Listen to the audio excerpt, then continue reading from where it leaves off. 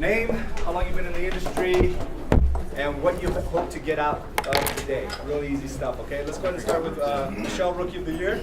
I'll go ahead and you can say that. I'm Michelle, Rookie of the Year. I'm Michelle Cordova, Rookie of the Year. There you go. I've been in the industry for a year and a half, and today I hope to get more knowledge. Okay, cool. Because that's all you ever do is give us knowledge. What were you doing before? I was in corporate. I was the regional recruiting leader for the West Coast in Toronto Institute. Okay, awesome. If you haven't seen her podcast interview that we did about how she went from corporate America into the real estate game, right? The entrepreneur space, the small business space. It's an epic story, epic tale. And to go from a place where it's structured to now creating your own, I guess, empire is amazing. So if you haven't watched that, go to Badass Agents podcast and you'll be able to catch that interview. I do want to remind you that you have a lot of the resources out there to help you collapse the time of getting what you want. Okay, that's all we're focused on. It's like, if you're going to be successful, I want you to get there as fast as possible. If it comes to a point where you don't think this industry's for you, then get there as fast as possible, right? The problem is to stay in this place of indecision or in the place of maybes that really just kills momentum and kills confidence. So the whole point of what we do here every single day is to just have you lean forward to a decision. Are you in or are you out type of thing, okay? And the realities are it's not for everybody. But if you really want it, it's only a matter of time before you actually get what you want. And we already had some success stories. I introduced a newer agent that just signed on with us today. Where's she at? Isabel, right there. She just signed up. And she ran into two real good top producing agents already. You know, she ran into Claudia and she ran into Rudy, who've only been in the game about a year.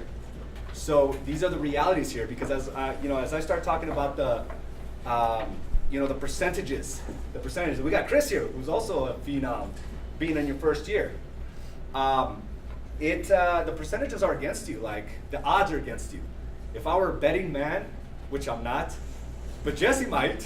Jesse? If we were saying, hey, are you going to be successful? The odds are against you, like 90%, nearly 90%. Let's say like 87 to 80%, but nearly 90% of you won't make it, like within the first year and a half. So for us to have that be a common thing here, where like not only do our agents succeed, but they exceed at a high level, is commonplace here.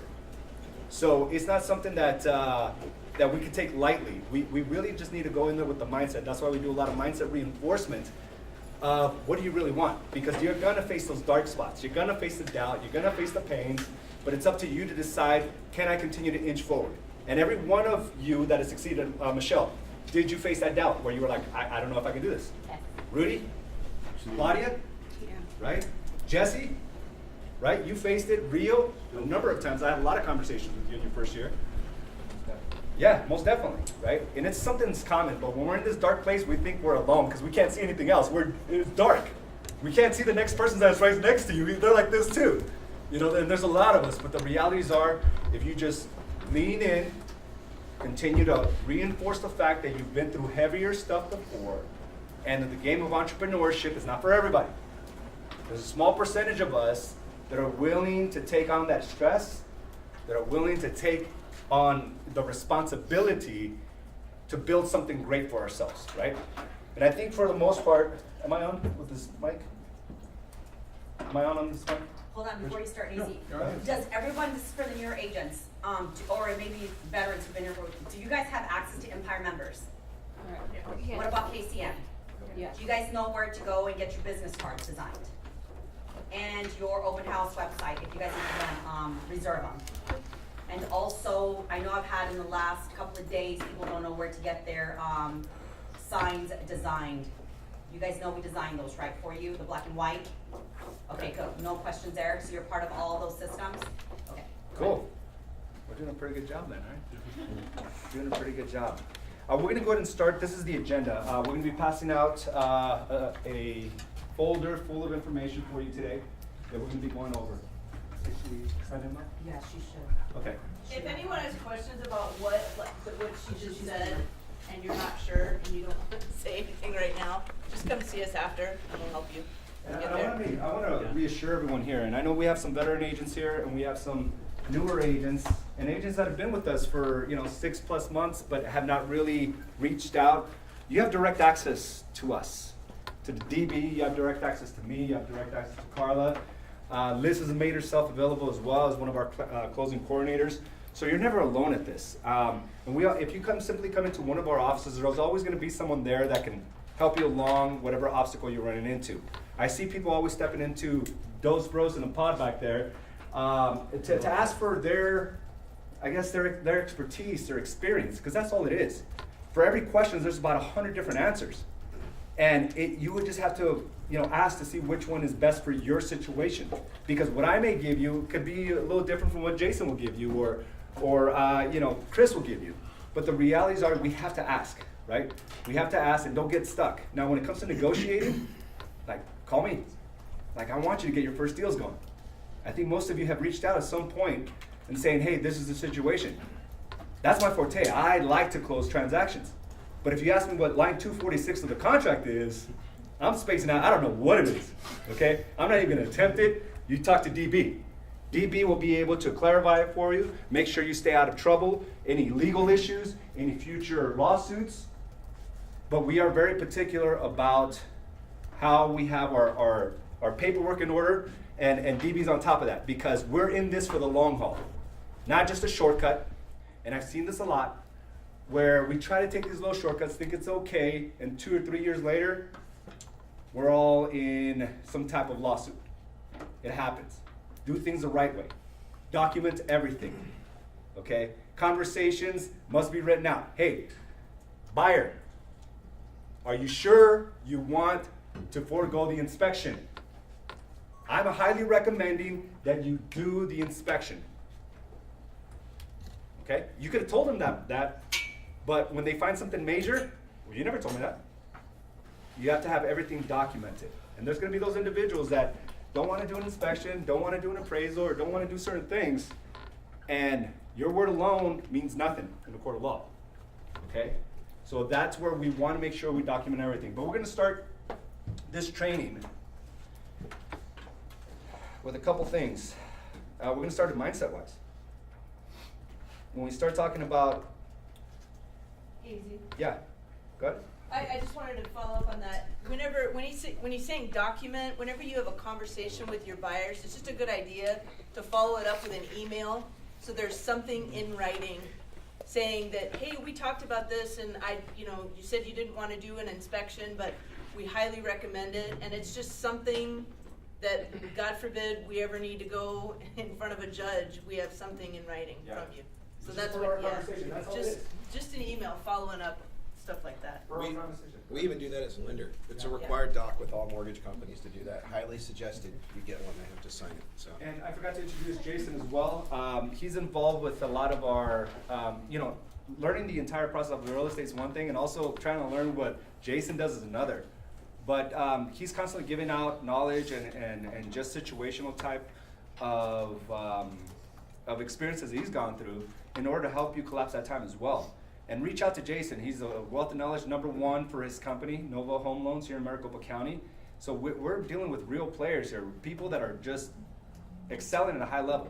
So if you have questions, even if it's with another lender, and it doesn't sound right to you, or it sounds a little like, reach out to him. He's here to help you get to that next level, knowing eventually you'll realize his level of production versus others. So feel free to reach out to him at any time. He's got his own group as well on Workplace. It's called Mortgage 411, which was taken off of Brokers 411, kind of a little. Yeah. Broker 411 was the original. He's cool like that. I was gonna say too, even if you're on the listing side of things and you think you're getting false information from the lender, give me a call. I can just kind of coach you on what, how to deal with it and kind of expose the lender if they're giving you misinformation on there too. So you can kind of figure out if you're wasting your time extending the contract or not, basically. And one thing that I would encourage you all to do, just keep this in mind, it's a competitive market.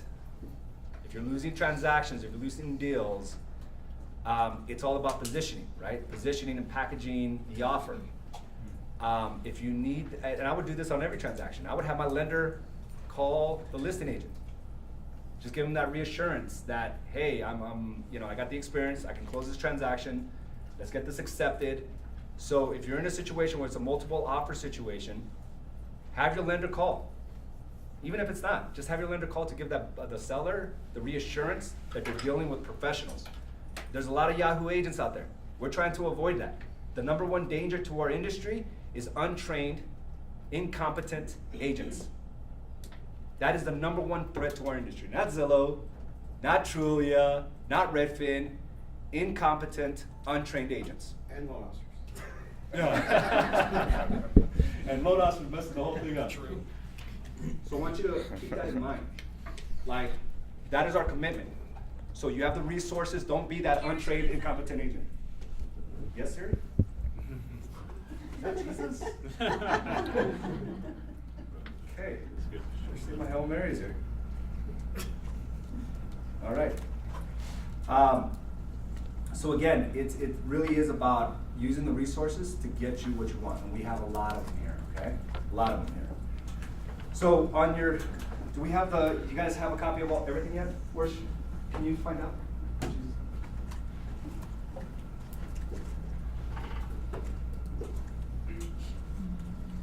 All right. So 3 distinct traits of an empire builder. 3 distinct traits of an empire builder. We had this thing about, being able to achieve what you want. You got to be able to see it up here first, right?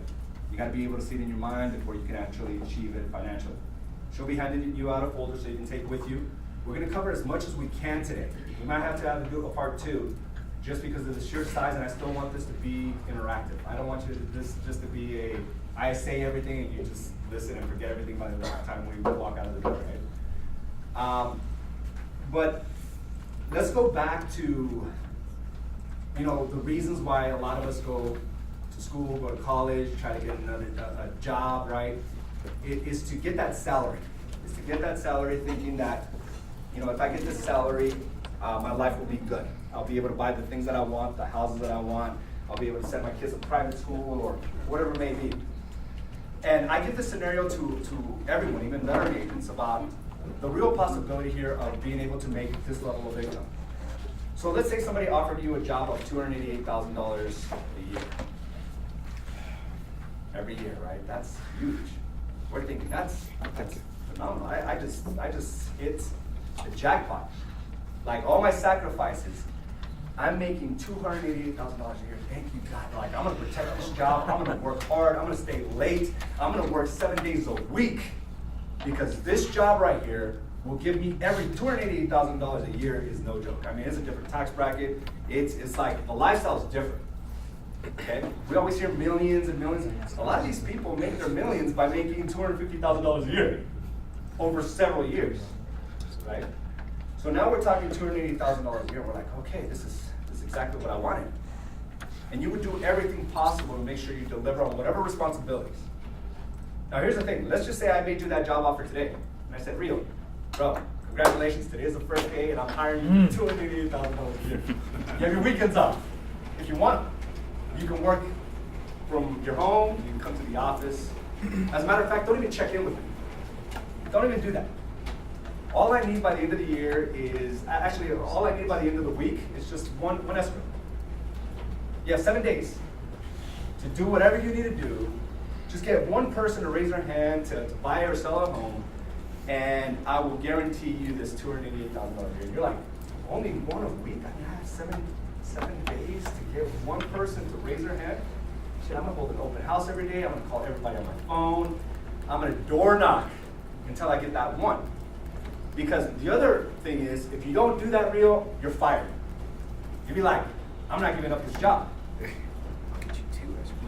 And those are the realities here. It's like, this is the job you're being offered right now, right? And maybe it's not $288,000 a year. Maybe it's $144,000 a year.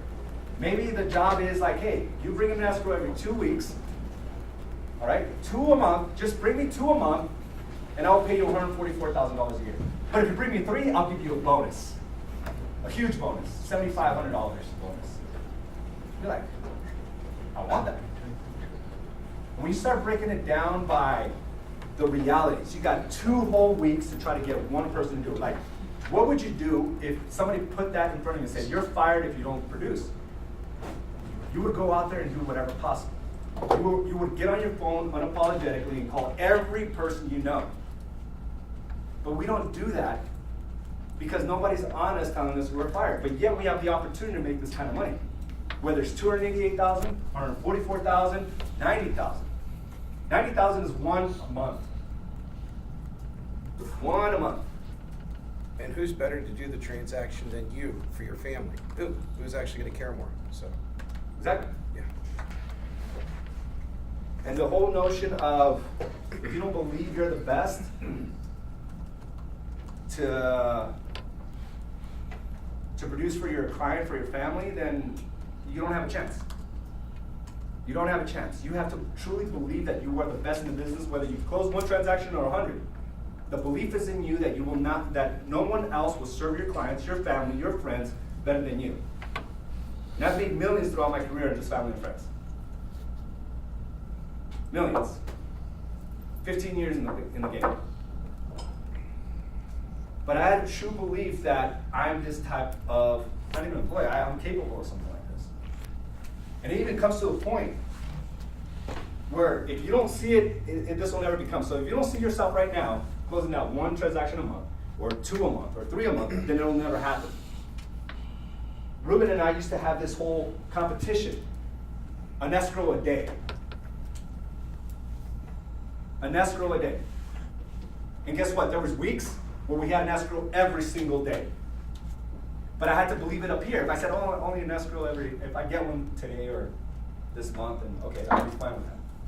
The expectation, the bar, the standard has to be set within you. What is it? Like, write it out. If the average, and I'm going on a very low average, $250,000 sale of a home, $250,000, that's a $7,500, typically $7,500 commission. Like, what is it? How much do you want to make a month? Selling 2, that's 15 grand. 3, it's 22.5.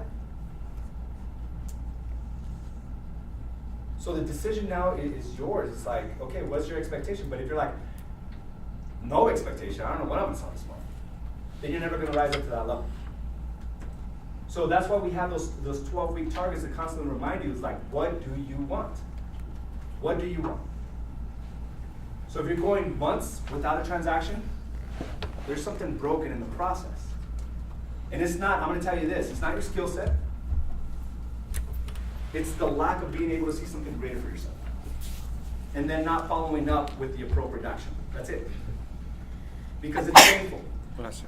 Oh, thank you. So this whole notion, easy, like I've done like 5 open houses and I didn't get any. I was fired up. I started buying into what you were saying. I did 3 last week and 2 this week. Nothing. I'm done. But you forgot the second part I said to that. Probably have to do 80 hours of open houses before you start doing traction, which is about 20. Do 20, and then come and have that conversation with me. Most don't get up to that point because they quit after the first 2 because they're so bored, nobody's coming in. Right? I put up a few signs. I should have had like 20 people coming in. I went all up and down, Bell Road. There was like 6 of them. 6 signs that I should have got. I should have been paid $7,500. And when you really start thinking about it, like, wouldn't it have been? It would be nice, right? If every time we held an open house, we were guaranteed some, closing. But that would be too easy. It doesn't work that way. Go ahead. Can I share an experience? Absolutely, absolutely. So I had a listing and I hosted an open house at my listing. 2 weekends in a row, no one showed up. It went under contract twice. It fell out twice. I was about to give up. I'm like, I don't want this anymore. I held an open house and someone came in. I presented the buyer, so I was able to present both the lister and the buyer. I remember that. So, that transaction, how many times did it fall out? Twice. It fell out twice before. Twice. And I Right. held open houses. No one would come in because everybody knew I was there already. They would just wave to me because they had already gone in the first 2 weekends that I held open houses. But yeah, I was ready to give up. And now you double-ended. Yeah. Marissa, do you have a similar story? I held your open house. I think maybe 5 or 6 times. Yeah. I ended up finding the buyer for your home, and then I just sold them a new home, and they're selling the one that I did the open house at. And these are not cheap homes, like what they end up buying them? What price range? $375, and they're listing for $460. That's over $15,000 on transaction, one transaction alone. And the 400s, 350, that's what, 12, somewhere on there? I'm not doing like that, but somewhere there. You're on it. 10 plus, where's my phone at? Where's my calculator? God, you know? So this is the type of situation I think we've all run into. Who else has a similar situation like that where you produced you got a listing, right? Did you get a listing out of an open house as well? Or no, you did a listing presentation. Yeah, door knocking and then just following up with them nonstop. Yeah. I got a listing from an open house. Listing from open house. We had a buyer, a listing, and they'll buy again. Hey, Rodolfo, how many clients do you ask for referrals? Probably all of them, don't you? Yeah. Yeah. He gets more, he refers me a ton of deals just asking every client for referrals. Tons and tons and tons. And all he's doing is asking. Just, all you gotta do is open your mouth and ask. Worst Hey, they can say is no. help me out. Yeah. Worst they can say is no. That's where I lack. I don't ask them. And understand that there's so many subpar agents, again, the number one danger to our industry, right, the country. So if you're not doing that, you're doing an injustice to that person by having them, odds are they may run into an agent that just doesn't know what they're doing. Those are the odds. You will run into, 40, 50 below average agents before you run into a really good one. So you're giving them those odds of running into a bad experience because you're unwilling to speak up for what you're about to do. And that's the way we have to really take that responsibility. Is like, you're essentially protecting them. And if you don't speak up, like if I didn't speak up, none of you would be in here. If I didn't believe in what I do and how we can change lives here, mindset, financially, marriages, right? Then you guys would be stuck somewhere else. So it's this conviction to be able to speak upon how you can impact others, and you truly are. Think about this. When you're taking somebody someone through a home, you're walking in through their bedrooms, the bathrooms, where they're gonna raise their family. Every intimate part of a house, you're guiding them in there. So we have a lot of responsibility to make sure that we convey to them and that we show them how you can deliver. Others are just looking at numbers. You need to be vested emotionally with them. And professionally. Not emotionally where it's a detriment to your business, but emotionally where you understand how big of an impact you're actually making on their lives. So number one trait, as you'll see in your packets here, of an empire builder versus a realtor. A realtor comes into this game. A realtor just wants to know what the contract says. I'm not saying that's not important. It's very important. They want to know every in and out of the process, which is good. We have to. But your number one objective every single day is to say, I am a marketer. I am a marketer. If you don't have that as the number one responsibility, you don't have a business. You could be a master salesperson, but if you don't have enough people raising their hand that they want to buy or sell, then you don't have a business. I am a marketer. And the conversations I have with you coming in here is like, hey, we'll learn. We have the resources for you to learn the contract, to learn what you need to do next. Your job is just to simply go out there and market. Because I've seen this time and time again, the reason most agents can't close within the first year is because they're stuck on the details of the business. DB's here, I'm here, right? Carla, Liz is here. Your job is to get people to raise their hand. And the only way you can do that is through marketing. We're going to go through some of those measures that you can take on. But it's got to be a true belief that I am a marketer. Because let's face it, I just had this conversation with Isabel here. It's like, if it was that difficult, it wouldn't take a 2-week crash course to get into this business. So let's not overcomplicate the details. Really. I'm going to prove this because I said it time and time. I can get my 14-year-old daughter to pass the test. Right? Let's not give ourselves too much credit. Come on, of course. It's not we didn't have to go to college for 12 years, right? To get a doctorate of any sorts, it's just a 2-year crash course, and you pass a test. So don't get caught up on something that's so simple. Yet, a lot of people do. They don't have the confidence because they don't know the contract. I don't know what to say in a listing. Well, you don't even have anyone that wants to list. Worry about that. Once they come around. That's the way I want to simplify it. And it sounds real simple, but the simplicity of it has made many of you very successful. So I'm going to keep it that way. It's made me very successful for that same reason. Simplicity. Okay? Your job, you'll learn the contract, I promise you, not the difficult, is to get people to raise their hands. And to be relentless about it. Because what used to work 2 years ago, when I used to say, hey, just post every day, 1 post a day, people were generating a lot of leads. Now, that doesn't work. You have to be relentless about that process. And we'll talk about that as well, okay? So number 1 trait, I am a marketer.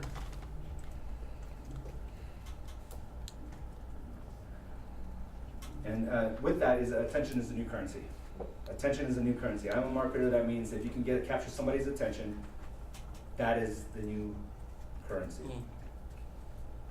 Okay, trait number 2. I am a closer. I am a closer. And we're thinking that I'm not talking about old school hardcore closing. Okay, closing the coffee is for closers. Okay, yeah. Okay, that sounds cool. But being a closer is just helping your clients make a decision. I'm just going to simplify it. It's not a hard sell. You're not ever going to do not be that person when you're trying to make your clients do something they don't want to do. We don't believe that. Help them make a decision. Ask the right questions. Okay? When you are a closer, it's because you're able to have your clients make a decision. Your job is to be aware of how they're responding to a particular home, how they're responding to your listing presentation, and you ask for the close. Ask for a referral. That's helping your client make a decision. You gotta ask them.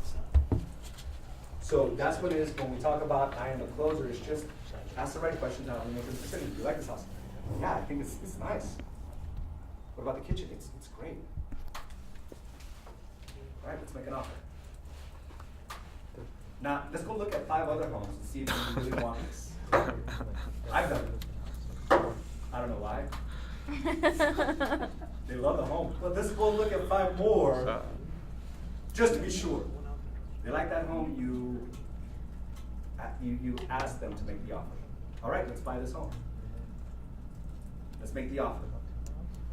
You still have 10 days to do your inspection, so if something else comes up, but let's go ahead and make the offer. I don't want you to lose this home. It's perfect. Okay, that's helping them make a decision. Okay, so if you're in this place where you're showing 15, 20, 30 homes at a time for every client, you're not asking the right questions. Or you're not listening to what they want. And some are unrealistic. Yeah, it's gonna happen every once in a while. But not 15, 20. If you guys wanna know how to prepare for a buyer consultation, Jesse right there, Jesse Obarca. All right? On module number 4, I'm gonna show you how to get there. I'm gonna do that now so I don't forget. Because I want you to use these resources. How long have you been in the game, Jesse? 10 years now. 10 years. 10 years. Bundled it up for you guys for 1 hour class. I can tell you from experience, Jesse's one of those agents that I've worked with for many, many years until his sister got licensed. Can't blame him now. But he would get clients under contract right away because he was just asking the right questions. Asking the right questions and genuine caring. Yeah. And he's a coach. I love those agents. They're great. Contracts right away. And you never force anyone to make a decision. You just ask the right questions to be able to make a decision. Okay?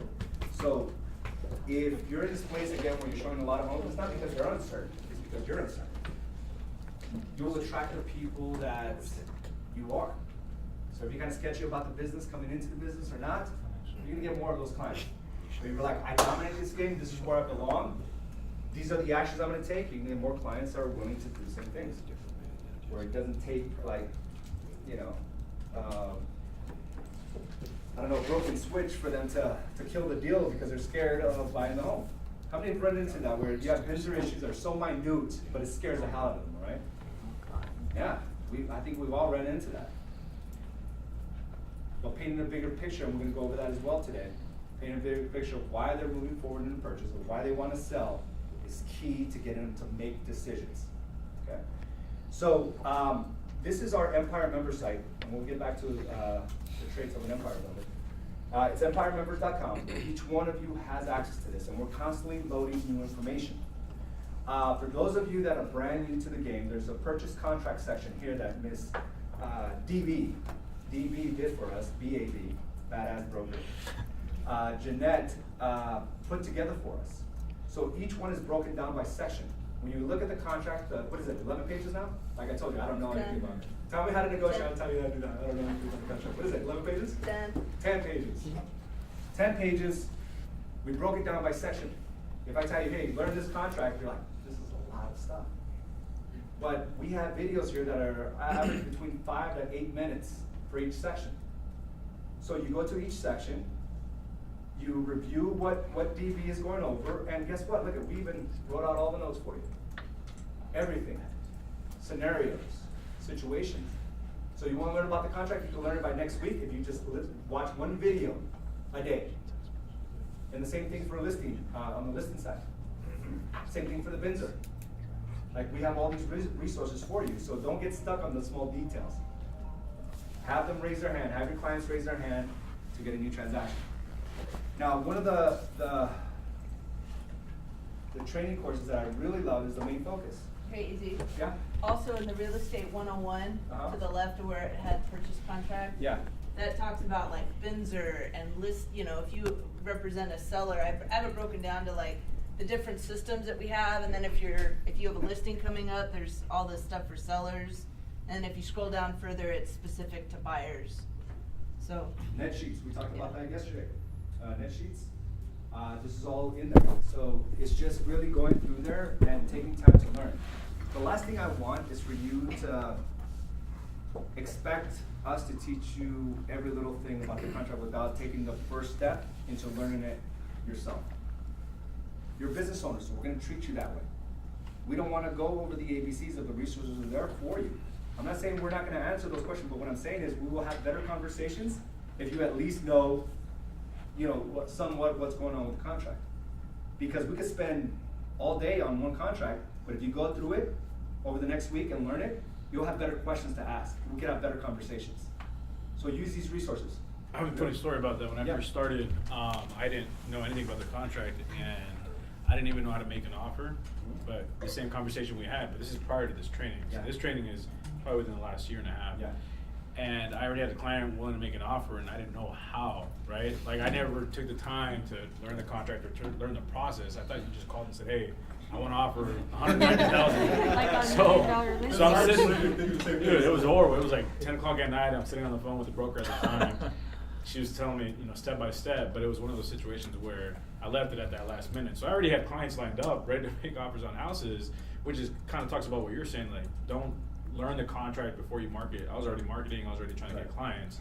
But that was one of those situations where you just kind of, you know, I threw myself out there, and it was kind of a rude awakening, because I swear I had no idea. And then when I saw it was like 10 pages, It was overwhelming. plus the market advisory and all this other crap, it's just, you know, that just adds to your plate when you're already in the process of putting an offer in. So really the is. fact that we have this is huge. Yeah, it really is, and it's just taking the time to go through it. We have one here. I'm writing a purchase contract. Help! Right here. I think this was inspired by you. So it's in here. It's in here. Buyer advisory, just so you know what to do next. Go ahead, DB. Well, no, I was just gonna say, I mean, I've had a couple phone calls since I took this position, almost 3 years ago, and it was like, okay, I have a buyer, and, I need to write a purchase contract, I need you to meet me now. And I'm like, yeah, that's hilarious. Like, no, you know, but at the time, it was like, I need to set this up, because I remember being a brand new agent, and it is overwhelming. It is but overwhelming. You just need a little guidance, and I've got it here, you just gotta take the time to Yeah, watch and it. and I don't want to discourage anyone from asking questions, but we are going to have an expectation that you've done some of this on your own, okay? And that's why I want to kind of go over it with everyone who started here. We have your back. Like, DB has your back. I want you to be very successful. That's how our business has grown. That's why we need the market and sales per agent. That's huge, coming from a company our size. We're 100+ agents, and usually when that happens, you don't have the type of numbers that we do. We compete at a high level because it's everyone. It's like Michelle stepping it up, and Rudy making a huge living. Like all that really adds up. So that's what we're really focused on, is to make you better, not just close every once in a while, but to have a really good living at this. So the resources are here. I think it's the Go ahead. workplace more than anything helps with newer agents. Yeah. Like that helped me a lot. Just randomly asking a question to somebody and then getting a response within like 5 minutes. The workplace, again, yeah, that, I'm glad you brought that up. It's our main source of communication. Have that app open. This is where, if you're in the business, you gotta learn, you gotta know what's going on with the business. People ask questions that are really relevant to what's going on right now in our market, so stay engaged. And, you know, even if you've been in the game for 5, 10 years, like ask the questions that I'm constantly asking. I'm not above learning. I'm not above learning. We have a couple of veteran agents that are making a lot of money here for that same reason. They're not above learning. But they're also about contribution. Contribution is when you want to get to the next level, like help others get to that next level, right? Who coined that phrase? But that's just the way it is. Was that? Zig Ziglar? Yeah, was it Zig Ziglar? In order to get everything you want in life, you must first help others get what they want. And I think he stole that from the Bible somewhere. It's all been said, right? It's all been said. It's all good for that. Cure period, HOA addendums. If you have questions, just watch these videos, call VB if you're still stumped on that, but it's there for you. And I'm here, guys. I'm not saying don't call me. I'm always here to answer questions, but if you call me and say, I need you to write this contract for me, I'm gonna tell you to pound sand, because I want you to watch these videos and learn, and then call me and go, okay, I don't understand on section 3, it says this. Could you explain that? I'm like, I'll talk to you all day, but just don't, you know, that's all. I was gonna say, don't forget the HOA addendum, because on the lending side of things, we have to disclose all the fees to them. So we don't want the buyer to be surprised later on if all of a sudden we're plugging in a $300-something transfer fee they didn't know about. We'd rather do that on the front end. So, Go heads up. Okay. Everyone with this one?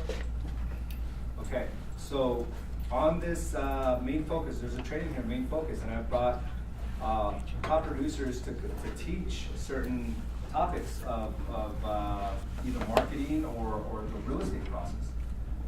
We had one by Yesenia, the home buyers, how she prepares a home buyer. Oftentimes when your clients are unable to make decisions because they're not sure about the process, they're not sure. Watch this video, we even have it broken down. We have it broken down with the points to consider and strategies, do's and don'ts.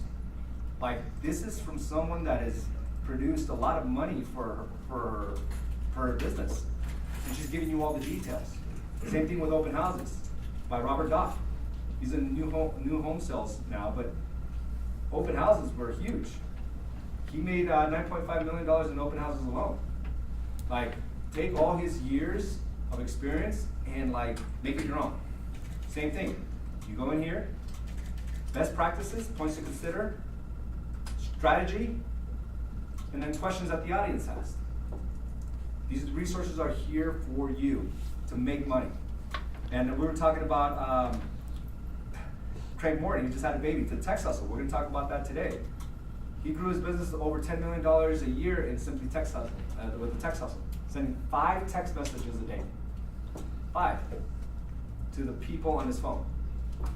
Not random people, not cold calling, just 5 every single day. Hey, how's it going? What are you up to? Just regular conversations. So we'll go over that strategy. And the one Jesse just did on the buyer consultation. A lot of people don't consider buyer consultation.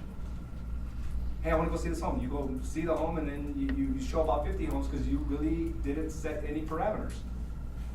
You got to be able to frame your business. This is who I am. This is what I'm going to do for you. This is my expectations. Because you are the professional. Okay, you're not just a song and dance trying to cater to your clientele base. Okay, which takes us now to trait number 3. I'm a leader, not a savior. I am a leader, not a savior. What does that mean? Well, when you cater to somebody and you bend over backwards and you don't take a stand for yourself, and you don't set a standard, you don't set parameters, you're doing a song dance. They're not gonna trust you because you didn't come in there with an authority. You are a leader. You're gonna have to lead your clients to making a decision. You're gonna have to lead them, the mortgage company, right, to work with you. You're gonna lead the title company. Sometimes you have to lead the other agent. You have to lead sometimes the other agent's clients to get the transaction closed. So what that means is like really taking that position of, I need to get this done for my clientele base. I know the reason why they want to buy, and I know the reason why they want to sell. And there's going to be obstacles here. And I'm going to lead them through this whole thing. Going in there as a savior, going in there as in a scarce mindset. As soon as they run into a cost that they didn't expect, I can't tell you how many agents are like, don't worry, I'll credit it for you. It's $1,500 more than what I expected, but what they don't realize is that they're closing like right in the middle of the month. They're gonna go almost 2 months without having to buy it, without having to make a mortgage payment, right? And they're seeing that $1,500 as an additional cost, which is not, that's not the case. But you'll see a lot of agents go, don't worry, I'll credit that $1,500 for you. You're trying to save them as opposed to saying, well, we're closing next week. You know what, call your family, see what you can do to be able to get this deal. This house is yours. We close next week. This is why you want it. You gotta put it back on your client because your job is not to save you, your job is to lead. Your job is to find the house, negotiate it, and close it. Not to try to save them for every little thing. And I've had to have conversations with certain agents that were just kind of just giving it at any moment, any resistance, they were just giving it away. Put it back on them first and foremost. Okay. I am a leader, not a savior. Any questions on this? Okay, so this is what we're gonna do. We're gonna take about 2 minutes. I want you to discuss here what we just went over. We went over a bunch of topics. What was your biggest takeaway from the first 20 minutes or 30 minutes of this class? Because I want you to really start like soaking it up. Like, what is the biggest takeaway from what we just talked about? So go ahead and get in your sections, discuss what's going on, and then we'll move on to the next section, okay? And I'm gonna take some shares here. Your biggest takeaway so far? My biggest takeaway was basically just to be confident in yourself. And, you know, if there's, a certain things that you don't know, just ask. And just constantly be great. I got my license not even a month ago. Okay. I just The signed up Empire last site will Wednesday. save your life. Yeah. Okay, good. I absolutely loved it.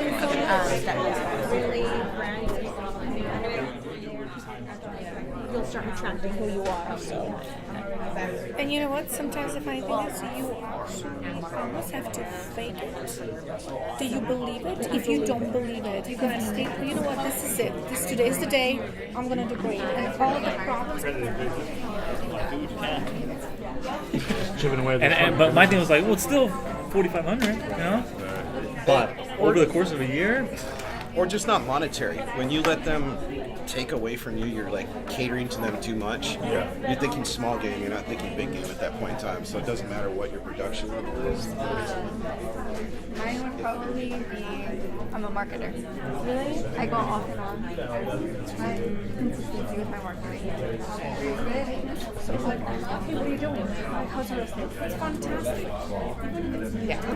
Don't postpone because it just gets worse. Yeah, we're good. I mean, it's And so the last one. they're coming in with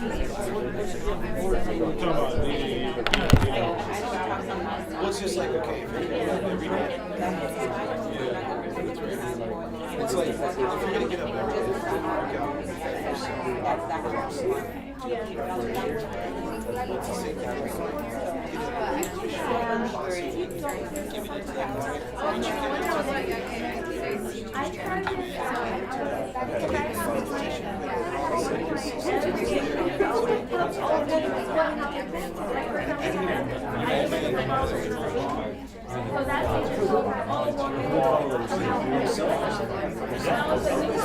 like a client almost expects to tell instead of saying, hey, dude, $1,500.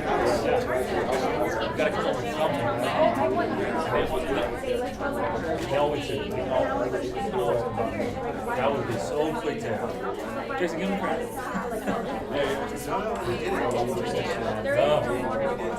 So you're doing that just happy or close transaction? I do something more and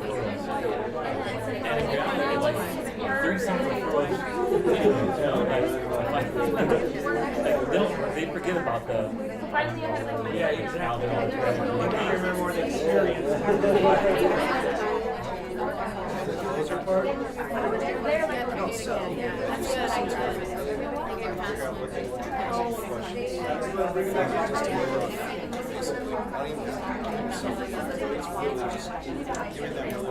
You know what I just realized? We only had one introduction today. I said we're going around the room and stuff like you do. It didn't make me fast for the Real man. Yeah, just started. I'm learning. This is good. You got everybody talking. That's always the challenge. Let me just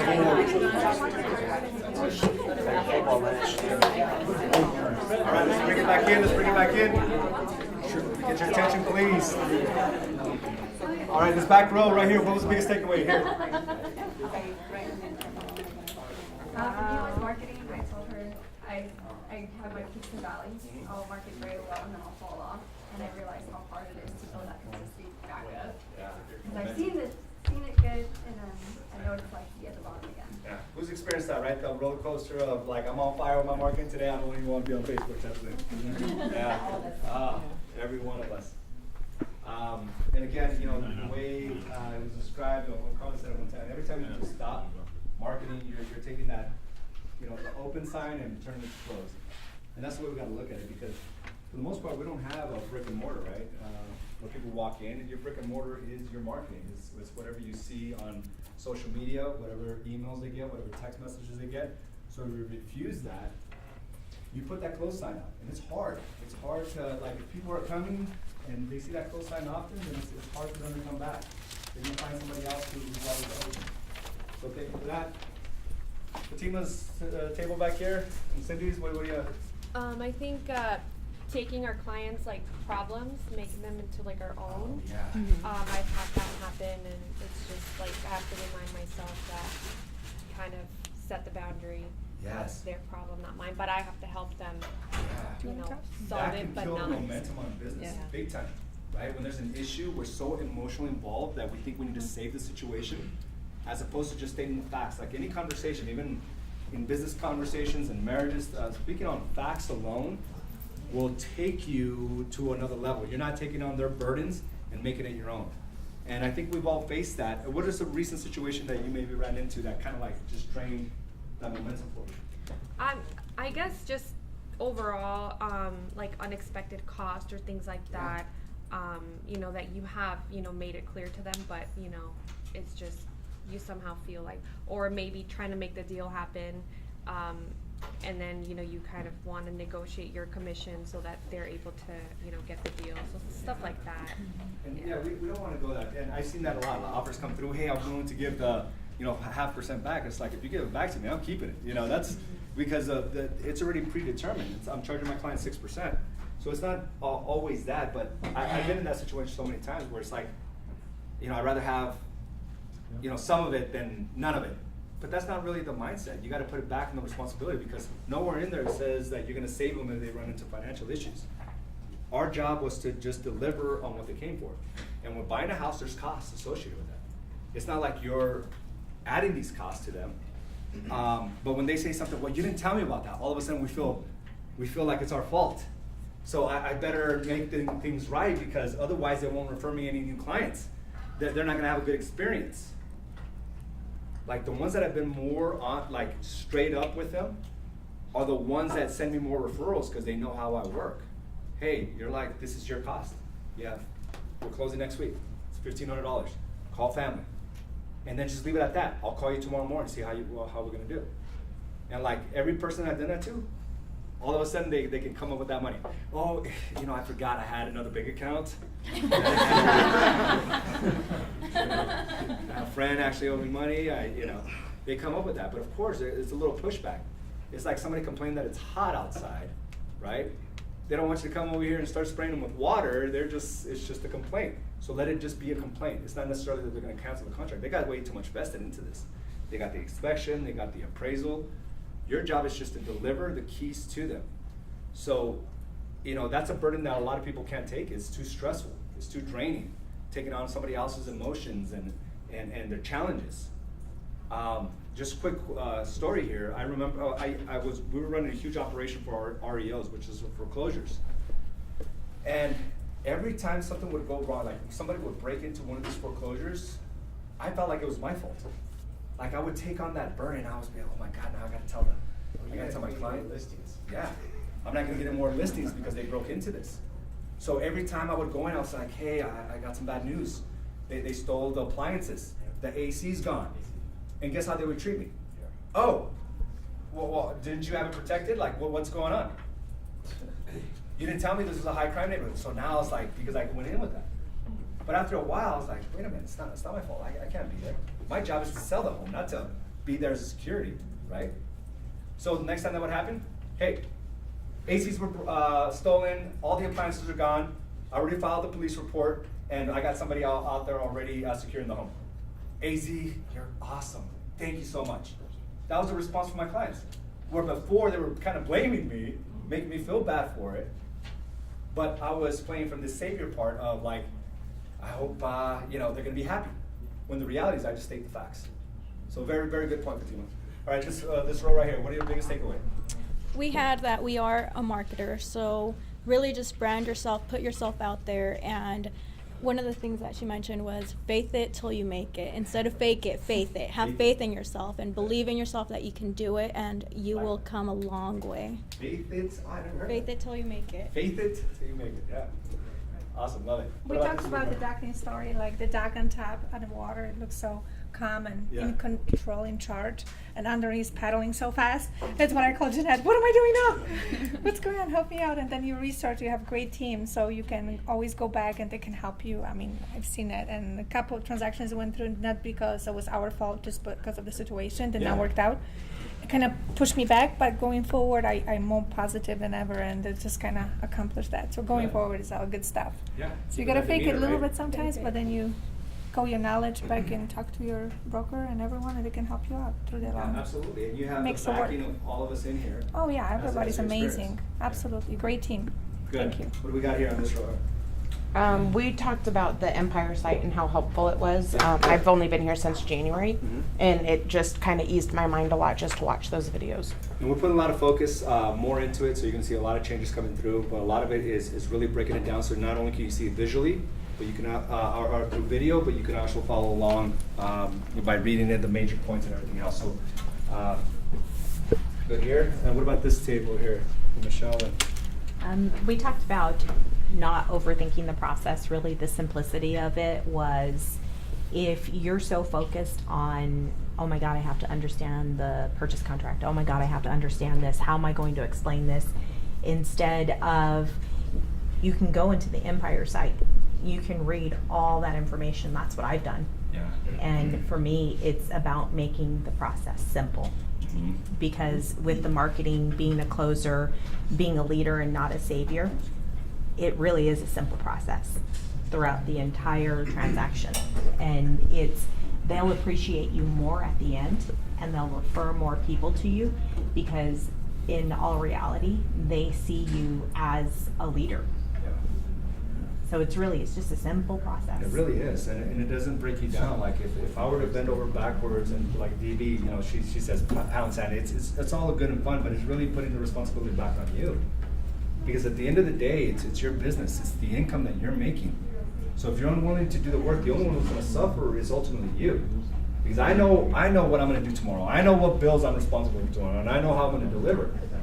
So we have to, the way we put it back on you to say, hey, how bad do you really want it? And if you do, let's go together. Because I'm going that way too.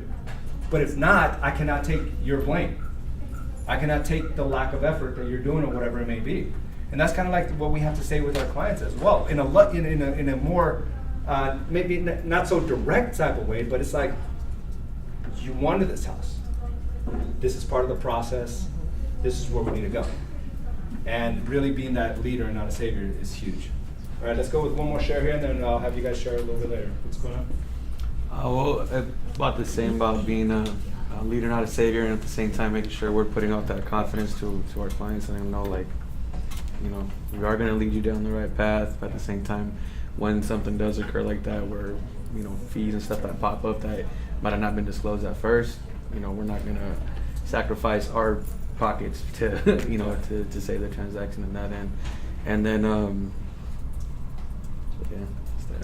Good. All right, so these are all good shares, and I think we've all experienced that.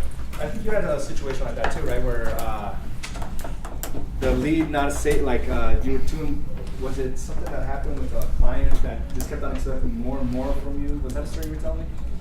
I mean, there's been a couple when I first started. That was a process. We were just talking about that. That was our biggest takeaway.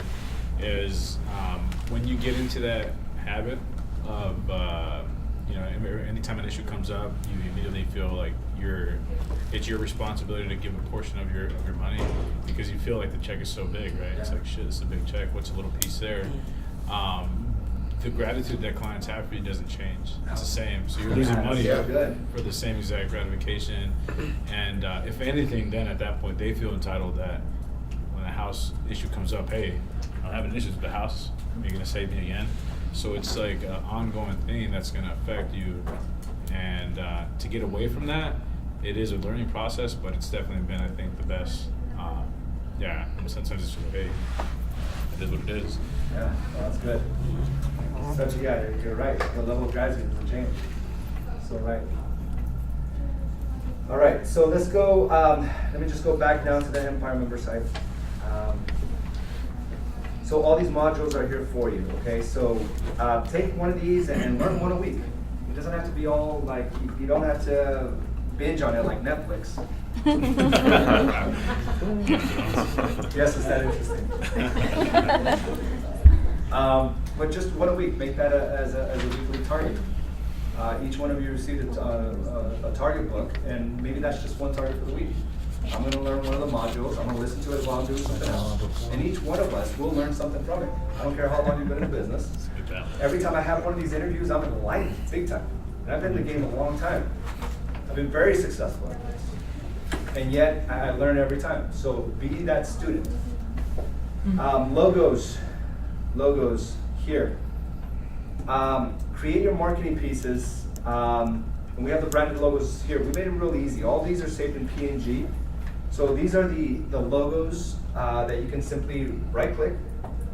Okay, right-click. And save. And it'll save right into your downloads, and they're already in PNG format. So any marketing piece that you want to create, and let me take this for example. So let's say this is a picture of a property. And we're actually going to go over the new open house flyer here in just a second.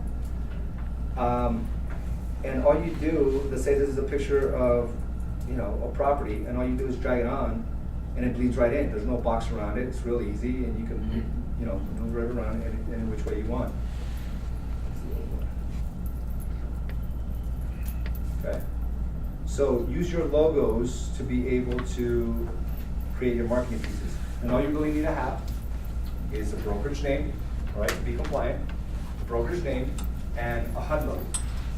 And I'm not sure if we have the HUD logo or not in the logos page. If not, we will have that today, okay? So I'll double check that. Those are the only two things you really need. And your name and your phone number. Name and phone number, of course. But from our compliance standpoint here, you're gonna put that obviously, right? But from our compliance standpoint, it is the broker's name and the HUD. And that goes for any social media you're doing, guys. The department's cracking down on agents, and if they decide, if some other agent is jealous of how awesome you're doing and they turn you guys in, and the department sends you a fine, and I saw an agent get fined $500, I can't reverse that. I mean, that's from the department.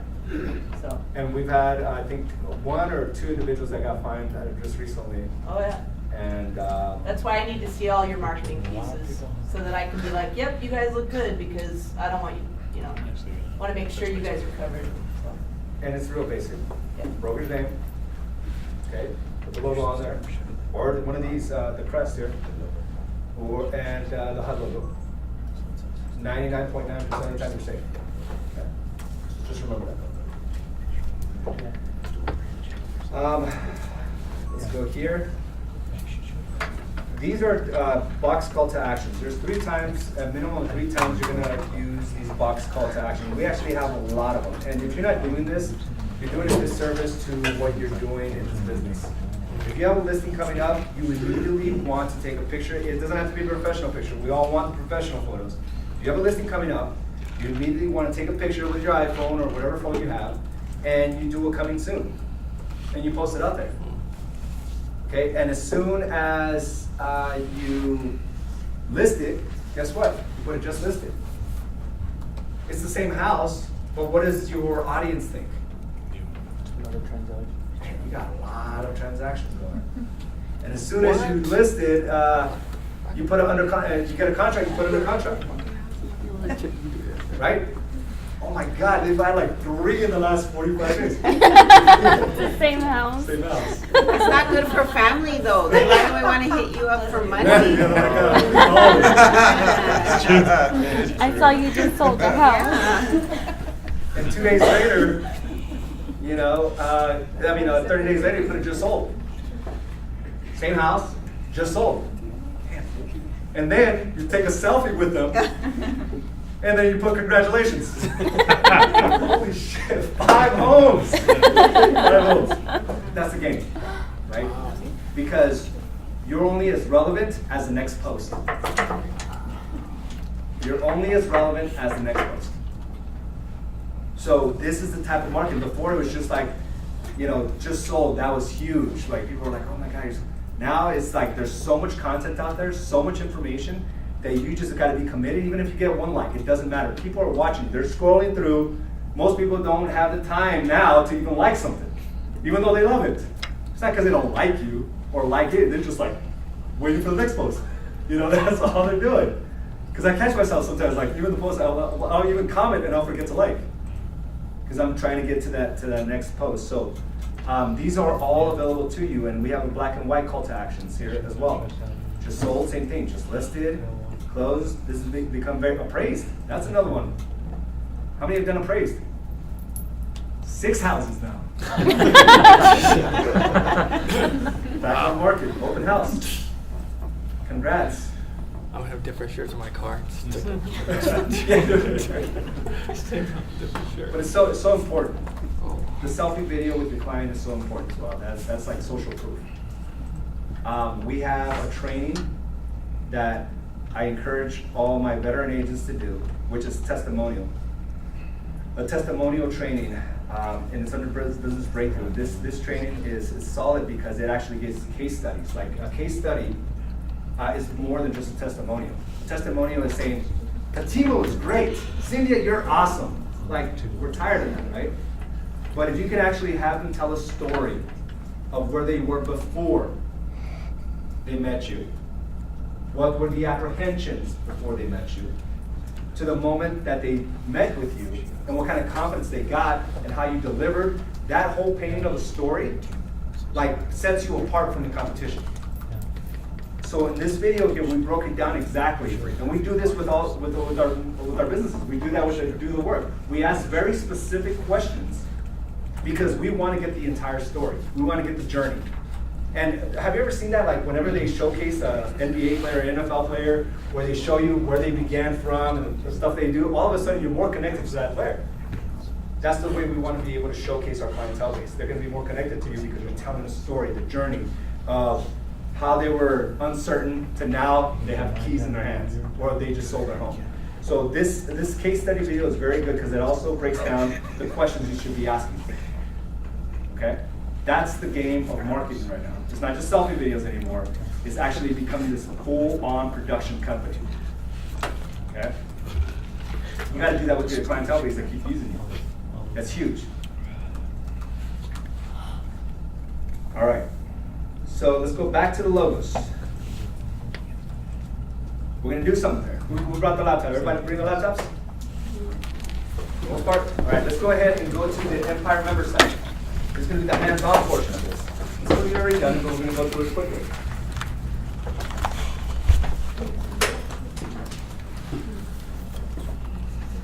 If I got the laptops on, go to empiremembers.com.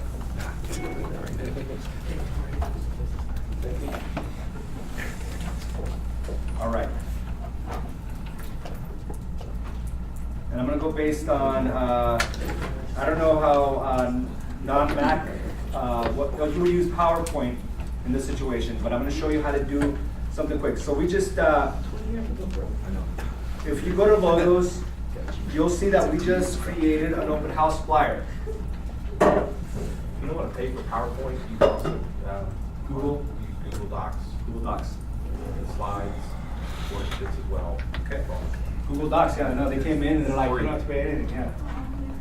So we're going to learn how to create marketing flyers, but when it comes to open houses, and we're going to kind of have a couple trainings going on here. One, on how to create a flyer, and two, why it's so important to be very intentional about your open houses.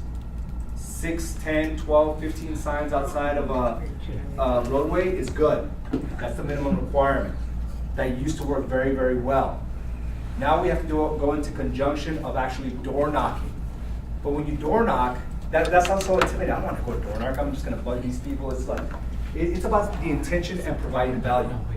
When you door knock, it's not saying, hey, you want to sell your house? God, that's kind of awkward, right? It's kind of like these cold callers that do that. It's kind of annoying.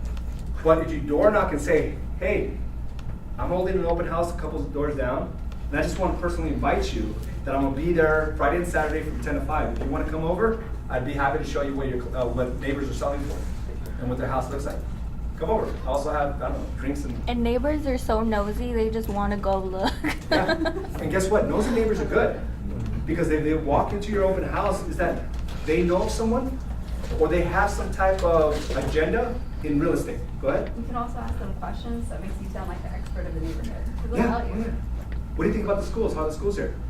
How do you like the neighborhood? That's so good. Right? And you'll get more, some people will be more engaged than others, but if you're going into open house, you've got to be very intentional. Putting up the 15 signs is good. It's a good start. That's just to get into the game. But if you really want to be effective for the 4 or 5 hours you're going to be there, you're going to have to door knock. But here you're going to go door knock and actually give them a flyer, a substance of value, okay? And you're going to give them information on that open house, and plus it has this little section here. Is it time to sell? Top 10 reasons owners want to sell, and top concerns. So now you're giving them the reasons and some of the challenges they might face. So you're just going to leave that with them, and it's going to have your information and everything else. This is what you ultimately want it to look like. This is the finished product of this flyer, okay? So we're going to build something like this right now, but this is a template. So when you hold an open house, don't just put the signs out. Spend, I don't know, what's 50 cents for a color copy? Was $15 for 30 copies, and then go knock on 30 doors. That's part of the game. And don't dismiss nosy neighbors because they have some type of interest in either buying or selling for someone else or for themselves in the future.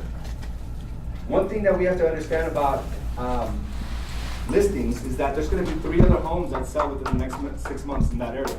Are going to go up on the market. 3 other homes. For every home that sells, within 6 months of that neighborhood, there's 3 other homes that will go up in the next 6 months. One will almost go up immediately. One will usually go up within 45 days. And the last one will go around 6 months. So there's 3 transactions that could potentially be yours if you're on top of mind. So those nosy neighbors may be your next client.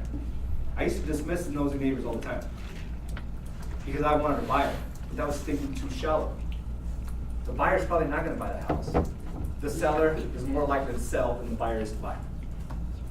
Okay? So think of it that way.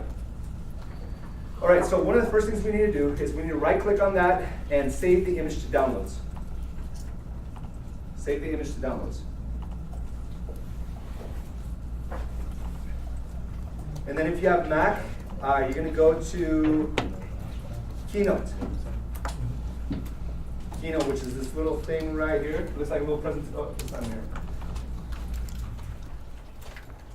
Everybody know what Keynote is? And if you have a PC, it's PowerPoint.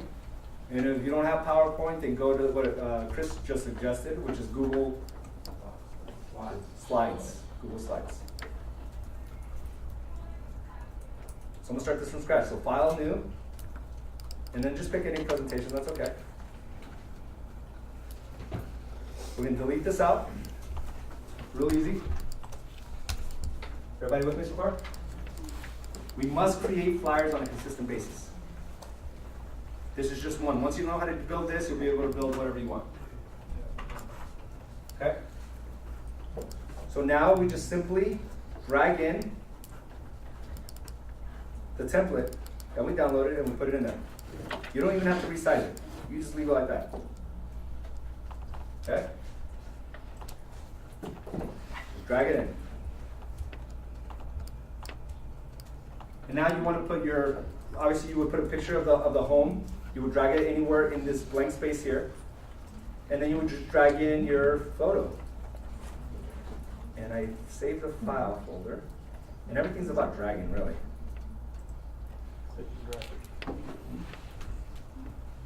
Oops.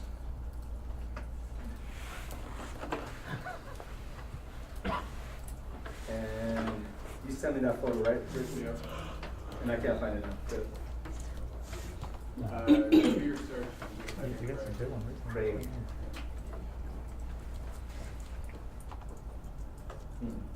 Dude, where's that house? Which one? That's on Craig's open house thing. Google. It's on Google. Google. I was like, that's a cool house. It's not even Arizona. Wisconsin somewhere.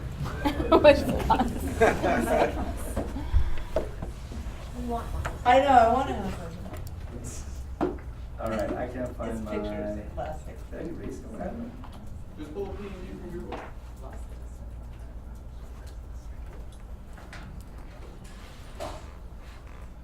Are you talking about this house? Yeah.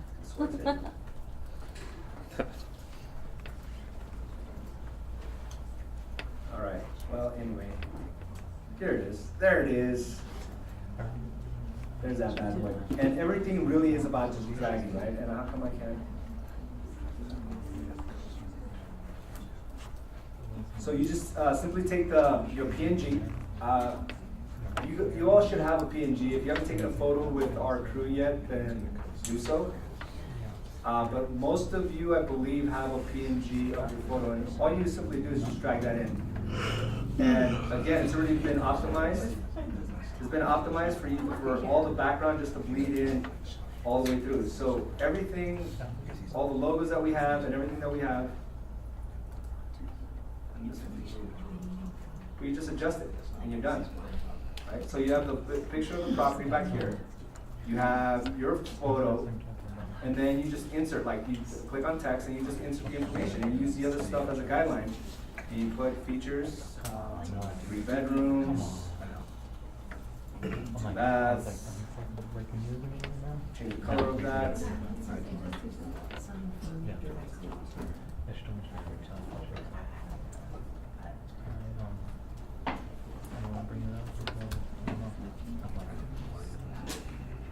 Right? We create like this font right here is called Bebas, B-E-B-A-S. Do you want to keep it consistent? Bebas is a really good font because it's modern and yet very clear. If you look at this open house where it says it here, you can do that. So we just change the font here to kind of keep it Bebas, B-E-B-A-S. We've learned to love that font because it is just so clean. So we go here, Bebas. Right, there we go. See how much better it looks? Right? And then you just start filling it out, and you use whatever we gave you as a guideline. But here's the real easy part to this.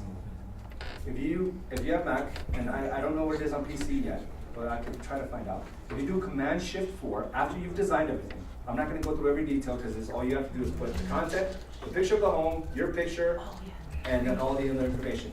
But if you do Command-Shift-4, it gives you this little target. And you just click on whatever you want as part of your flyer. Okay? You let go, and it takes a picture of it, and now we go look for it. and it saves to my desktop. So if I go to my desktop, the flyer's done. Command Shift 4. On Windows, it's a snipping tool. What's that? On Windows, it's you go to your search bar, type in snipping tool, and it gives you that little crosshairs. You do the same thing. So if you're on PC, look up snippet tool. Snipping tool. Snipping tool. Yeah. But so go and write this down. On Mac, it's Command Shift 4. That was easy. So all you do is plug in all the information. You don't even have to save it as anything else. It's already in a JPEG. And now you take that same flyer, you take it to the print shop, you get it printed. You also take that and you post it. And Rudy, as soon as we put this up, Rudy put his up. And let me show you what Rudy did. And it's that easy. How long did it take you, Rudy? How long? Not too long. Did you know about the Command Shift 4 feature? Where we just took a screenshot. Oh, like take a picture of it? Yeah. Yeah.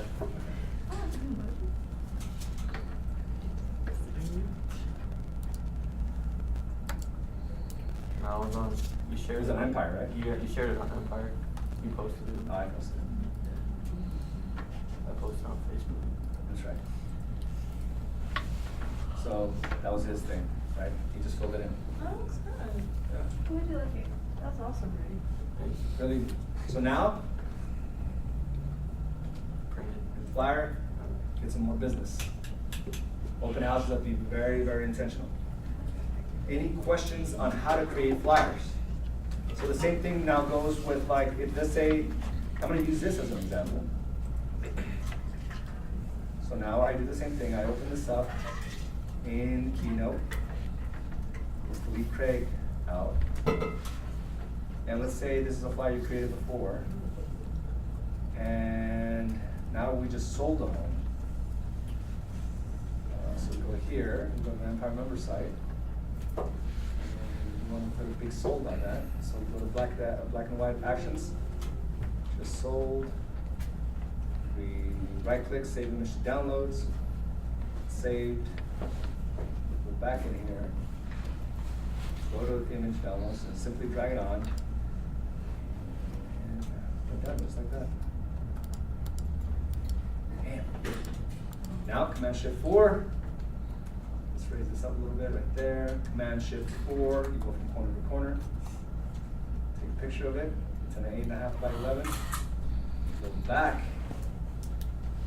to the desktop because that's where it saves it. It's right there. Now there's that flyer. Okay. Command Shift 4. And it's ready to go on Facebook, it's ready to go to your email, it's ready to be texted to all your clientele base. If you think that you don't have anything to text your clients, text them this. Hey guys, just want to let you know, my clients just bought this home. Oh, all is well. Text them a picture of this and a quick text. That's it. Everybody comfortable with building flyers? Okay, and for open houses, please use this moving forward. We're trying to get different color schemes, or if you have ideas of things that our designers can put together, and if it's something we think that everybody can benefit from, we'll put it together. We'll invest the resources to get it designed, and here we go. Okay. We're good with that? Yay, nay? Awesome. That was quick and easy, right? So we're all designers now. So part of our owning a company is not only being a marketer, a closer, a systems guy, fulfillment side, but also having that designer cap on. We all have to be marketers, okay? Next thing. I want you guys to all be aware of, I have the next one where it says empire.vision referral, which is like the fourth point down.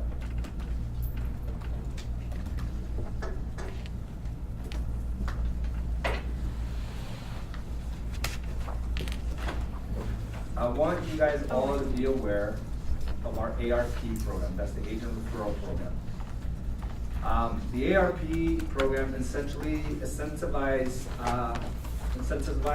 you for just simply speaking on your own experience of agent associates. If it's made an impact in your life, if it's something that you're glad you're here, like just talk about that. because there's a lot of agents that are watching you. They're watching every one of you. As a matter of fact, Claudia, you just had somebody reach out, right? Yep. And they're meeting with me tomorrow. And we've had a few people in here because, Wendy, because of Rio, right? Who else came in here because of somebody else?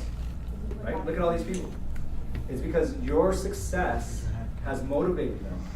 Your success has inspired them to go out and believe something greater for themselves. So if you're ever in a situation where somebody asks about, how things are going in the social side, I'm not saying like speak on something that's untrue, just speak about your own experiences. Because there's people watching you, but they're too afraid to maybe take the initial step of reaching out to me or to Carla or for whatever reason.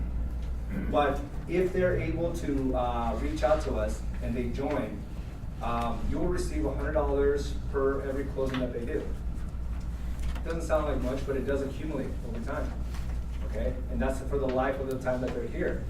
So $100 for every transaction. As soon as they close a transaction, you get a $100 bonus for that. Just simply refer. I'm not saying do a song and dance and strong arm them to joining, not at all. But I want you to be more vocal about it because people are watching you. So if you go to Empire.Vision ARP, we give a scenario here. Like if you just refer, 2 people and they close between 3 to 5 closings per month, which is very common here, very common. That equates to $600 to $1,000 a month, which could be $7,200 to $12,000 a year. There's no cap on that. We've had some very big producers that have come through here that, and they've hit me up already because if they would have referred, they came in through a referral, but this was before this program was even there, they would be in the $14,400 to $24,000 range. So it really is that, like if you refer 3 agents and they each close about 3 transactions, that's $900 to $1,500 a month. There's no other incentive program, and this is something we wanted to do because it'd be nice to have a check come out of almost thin air just for believing in our company, right? So if you have somebody, and some of you have just made moves from other companies, they're watching, and if they ask you, they probably have interest in coming on board. But again, they don't know how to take that on. So just simply reach out. There's 3 ways to do that. The first way is to send them to badassagents.com and have them apply. Or simply call myself, Carla, Jeanette. I just got a text from one of our agents. Okay. I just referred over to someone. It's funny that you're talking about that. Good. It is that we get them every week. There's some times where we get them every day. And guess what? I'm going to tell you this right now. Not everybody's a good fit. And we've had to tell some people that it's just not a good fit. But some of them are, and they belong here. And they belong around this environment. So you could either put it in, they could either put it in through badassagents.com and put in your name. You can simply call us or complete the form below. And Michelle, you're here because of it, right? Because you saw her success. And she wanted to bring you on board because she knows this environment can impact you in a very positive way. And I know you've only been here a couple of days, but I know you're already seeing something greater for yourself, a bigger vision for yourself. And that's the type of environment we really, harness here. We really do. We breed it here. So again, if you click here, you can input that information. Where's the button? Where's the button? Seems to have gone away. And the button, submit referral. Right there. Okay, just submit your referral, their name, your email, and just the name of the other person's name, of the other agents you're referring, and their phone number. And we'll mark you down. And as long as you're here, as long as they're there, you'll get that incentive forever. Okay? Cool? And that's it's on your page right here. It's Empire.Vision /referral. All right, we're going to talk about personal branding. And we're going to try to make this a 2-step event. Okay, because I don't want to kill you with all this information. So we're just going to stop at personal branding today. And we're going to schedule something else for the rest of it. Because I really want this engagement, and also I want to go into detail. So I'm not just going over it. But let's talk about personal branding. Let's talk about personal branding. Speaking of personal branding, I have the Bills Pros right here. I have, but I want to remind you that the personal branding is made up of 3 distinct traits. 3 distinct areas. We don't have to necessarily get a great logo. We don't have to have like a certain font to personally brand yourself. in this game of real estate, it's still very much a people-to-people business. They want to get to know you. They want to get to trust you, right? So the first thing that you have to remember, the number one thing in personal branding is your face. Your face has to be on every marketing piece you put out there. You have to be out there constantly through live videos, through personal branding. It's your face. They want to be able to know who you are on a consistent basis. Not where you're so hidden from the public where you have a picture that's 20 years old, and then when they finally see you, it's like, it doesn't match, right? You know, we've all seen that, where a business card has an old picture, and then now they finally go on live or on Facebook, and it's like, who is this person? Your face will generate people's minds. Well, actually, it'll create a familiarity. Your face creates familiarity, not your brand, not the franchise name or the company name. It is your face. So anytime you market out there, flyers must have your face on it. Okay? The more Facebook live videos you do, that also brands you. So just remember, in anything that we do, the best way to personal brand yourself is to start taking pictures of yourself all day long. Selfie videos, selfie pictures, flyers, videos. Second thing is, not the company name, but constantly remind them who you are. Your name. Claudia, Michelle, Rio, the real deal, right? Chris. Your name, your face, your name. The third element to this, can anybody tell me what that is? To personally branding yourself. How are you going to get more people to use you? How have you been able to get more people to reach out to you? Oh, I'm sorry, I was stretching. But I would say, just be you. Yeah? Say what we like, what we have a. Personality. Personality. Yes. Personality. Your name, your face, your personality. What are you about? What do you love to do? Like, what inspires you? These are the things that we have to constantly remember, that if you want to separate yourself from the 40,000 plus agents that are out there, it's your name, your face, your personality. You may be thinking, wow, I'm not that interested in it, I don't do much, but you'll be surprised how many people do exactly what you do. And when you say it's not much, there's a lot to you. You're just not giving yourself credit. If you need to take off, go ahead. So think about that. Every time you put yourself out there, you got to make sure you carry those things with you. Your name, your face, your personality. Okay? So every day when you go about marketing, if you're not touching base on all three, then again, open and close. And people try to overcomplicate, like, personal branding. I gotta get this perfect logo. I gotta, do this, that, and the other. It's none of that. You already have everything you need to personally brand yourself. Now it's up to you to really harness that and say, okay, what am I about? Your cooking shows. That's pretty cool. You're gonna start generating more. And I remember the first day you were like, I don't know what to say. Well, you do. And you did. All you have to do is really be out there and just start doing it. And now you're getting more and more comfortable. And that's becoming part of your niche. But here's the thing, you're actually loving what you're doing, right? And we can incorporate that in everything that we do. Motorcycles, that's so cool. Put more of that out there. I would like to see a video of you actually down the street. Hire somebody to be like, okay, you stand here, I'll look up with my motorcycle and get that done. That's really cool. You even have a daughter named Harley. That's pretty cool. Right? But who would know that? You look at Michelle, you're like, oh, she's professional, she's successful. She's like a badass Harley rider, right? She's in a bike gang. Right, with the Hells Angels. But if we don't really start embracing that aspect of ourselves, it's gonna be hard to separate yourself from the masses. What are you about? And everyone has a unique story. You've been in the MLM game for a long time, multi-level marketing. You have a lot of experience there. You have a lot of stories to tell. I keep telling that, right?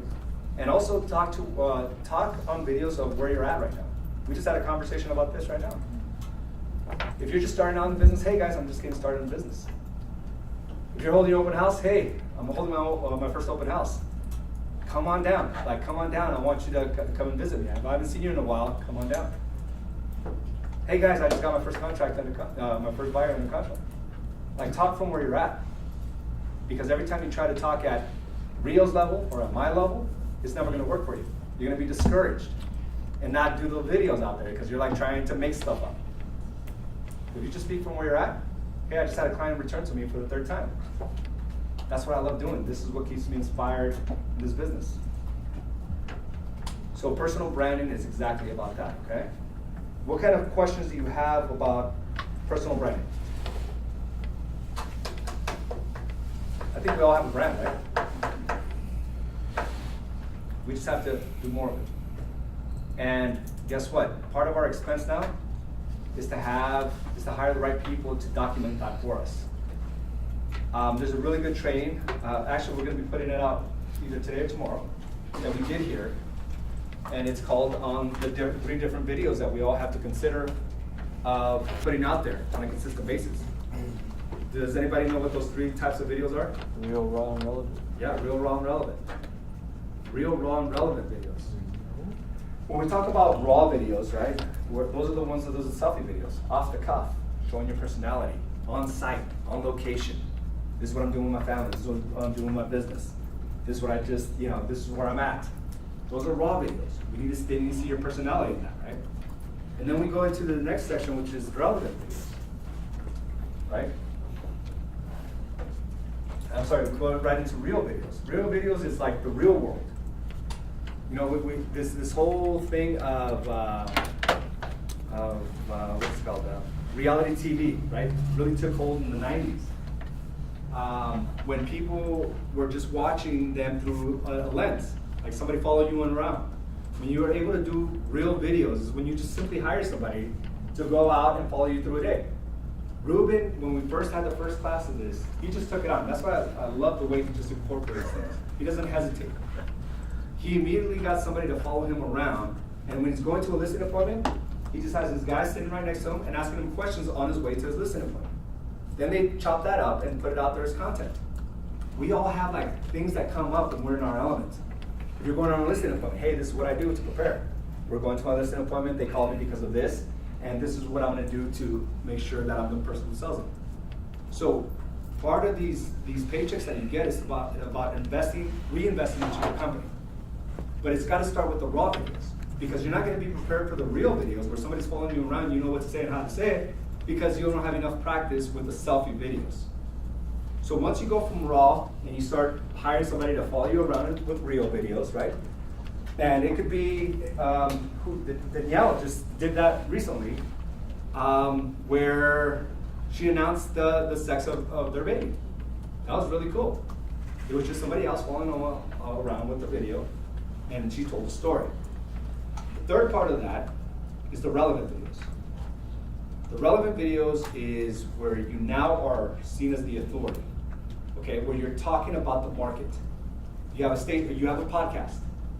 You're doing things that are providing value above just your own personality, above just a camera following you around, but you're there as the authority, okay? Whether it's through a podcast, a live video podcast, or reading an article and discussing that article in real estate through your own words. Hey guys, I just read this great article on interest rates. Interest rates are 4.5%. You know what that means? That means on a mortgage of $300,000, your payment will only be around $1,500 or whatever it is, $1,500. And there's a lot of questions out there if you can qualify. Well, here are the steps you need to take to determine if you can qualify or not. Step number 1. Step number 2. So it's just somebody sitting like Brendan standing right there, and I'm just talking.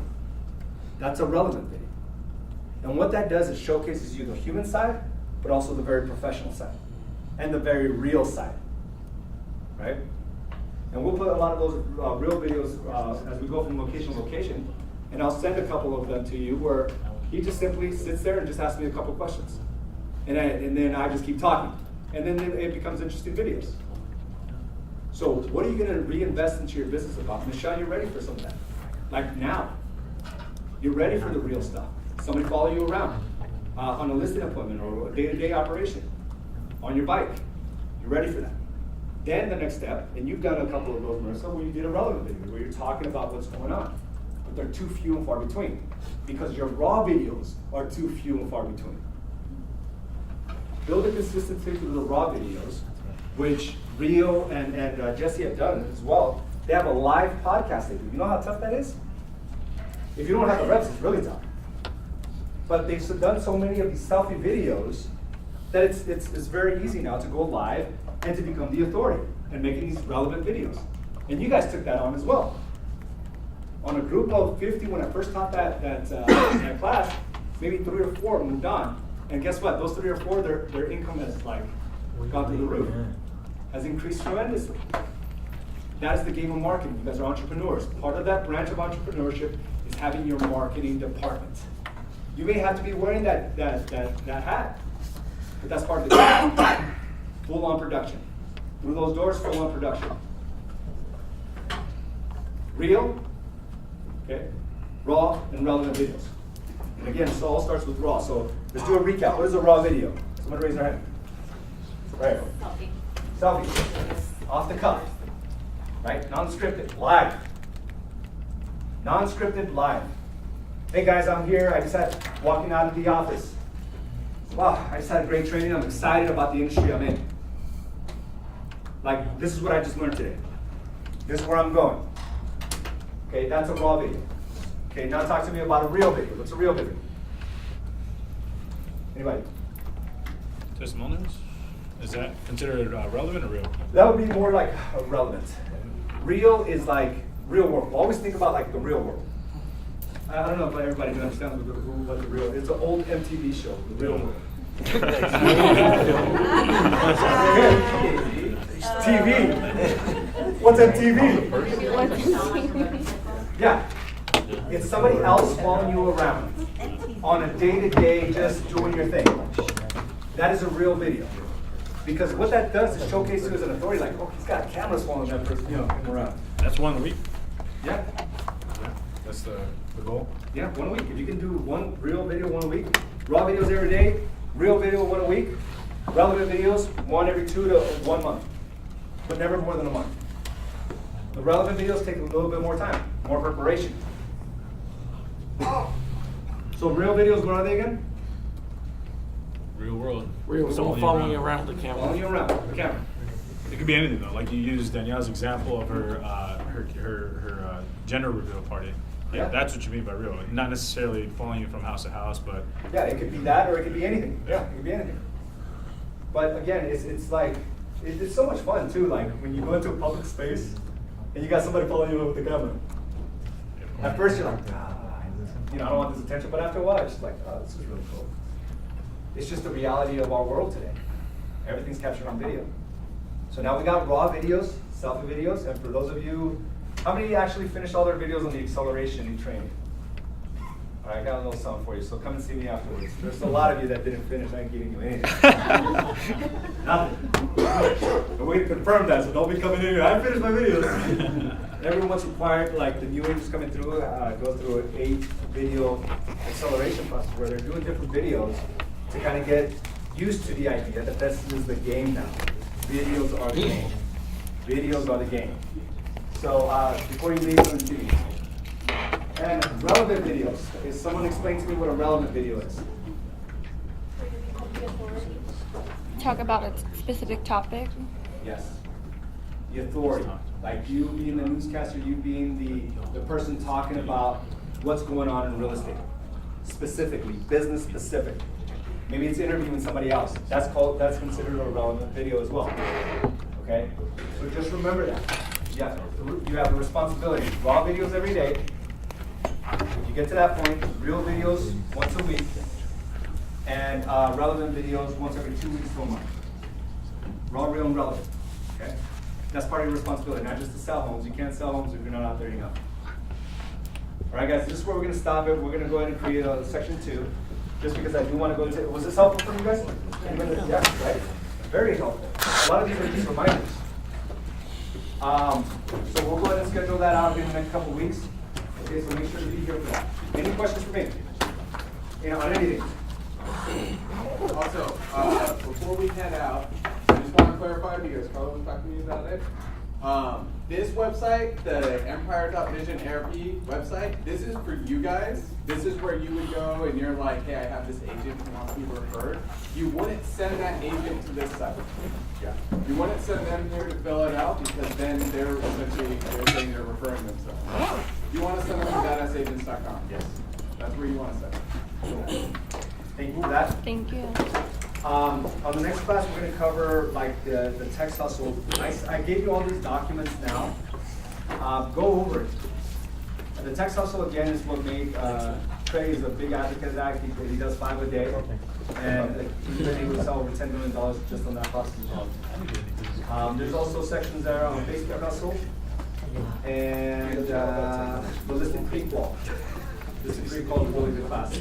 All right, guys. Thank you very much. Let's give ourselves a big round of applause.